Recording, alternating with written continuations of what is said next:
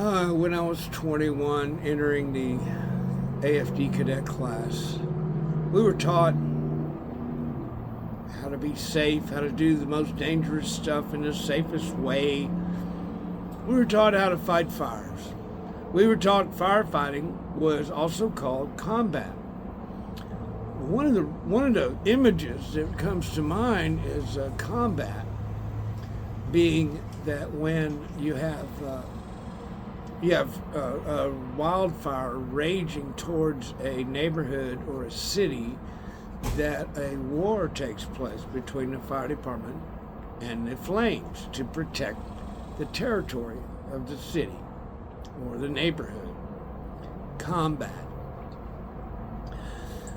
And I saw that. We did that many times in the fire department. I was in a residential neighborhood, but we had many grass fires, and we had to protect equipment, airplanes, buildings from the wildfire getting there. And it always happened. It was very prevalent that the buildings were protected by the fire department. But since about 2005, we're now having fires that pretty much show that combat on the behalf of the fire department is useless, because this anomaly of entire neighborhoods burning up with firefighters there keeps coming back in a way that is not natural. These fires are way hotter, 3 or 4 times hotter than they should be. And hundreds of houses are burnt to the slab almost simultaneously. And we had those in Santa Rosa, Paradise. Those were a couple of your first weird ones. But Malibu, LA, Pacific Palisades, Amarillo. We've had Maui. The Maui fires, actually, the wildfires, burnt people to a crisp in their vehicles who were being stopped by the cops to prevent leaving the neighborhood during this conflagration. People in boats were blown up and burnt hundreds of yards from the shore. Blue roofs weren't affected, though. Okay. So you look at training manuals now that describe for young firefighters wanting to become firefighters that some of these wildfires, you're hopeless. They hop around. They jump around in a hopscotch fashion. Yeah. Let's write some manuals, some training manuals as fast as we can to try to normalize this. Nothing normal about it. This is a weapon that, till we get to the people running this weapon, it ain't gonna stop. And California, I spoke with one of the biggest adjusters out there. I went out there to work for him for Santa Rosa and Paradise. He says, well, have you ever done fire claims where everything was burnt completely down? No, but I'm a real quick learner as far as writing the claims. Well, we use tick sheets that give you room by room articles of contents that should be in each room. You just check the check down, and then that's how they do it. It's kind of a guesswork, but then there's some specific use to it. And he also added that I was from Texas, coming there to help him out, and I was a fireman. His office was full of fire stuff. But he told me that my President Trump at the time was the cause of these fires because he was ignoring global warming. Then we hear, no, Pacific P&E, the power company, their lines were sparking, and that's what did it. And then, but we did find in the Palisades fires, we had some people that did not have smart meters on their pool house. And I'll be damned, the pool house didn't burn when everything around it did.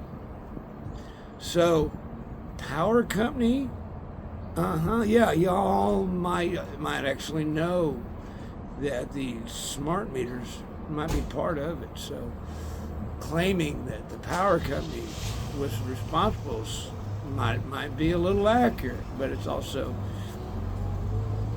it stinks. The other cause, oh, well, we need to manage the forest floor better. California doesn't do that, and that's why. No, that ain't it either.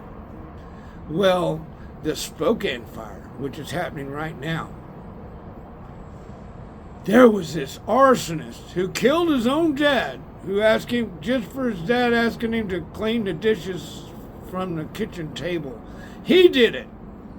900 houses in Spokane, Washington, burned by one arsonist. These are not good causation. They're not. These are lies, is what they are. And that one, really bad. 100 people with gas cans couldn't have attacked a neighborhood and burned up 900 houses with a fire department anywhere on the same planet.